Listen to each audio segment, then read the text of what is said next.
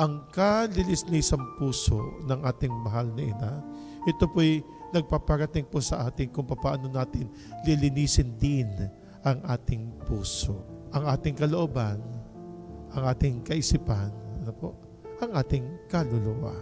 Tulad ng ating mahal na ina, inialay din po niya ang kanyang kalinis-lisang puso. Tinanggap niya ng buong puso ang ating Panginoong Hesukristo. Sa kanyang sinapupunan na ando ng malinis na malinis. Sa pamamagitan ng kalinis na puso ng ating mahal nina, lagi po nating gagamitin ang ating puso. Huwag po ang ating isipan. Ang gamitin po natin ay ang ating puso, tulad ng ating mahal na ina. Sa anumang pagdidesisyon, sa anumang pagkilos natin, sa anumang paggalaw natin, paggawa, at sa bawat pupuntahan natin, sa bawat trabaho natin, puso ang ating pairalin.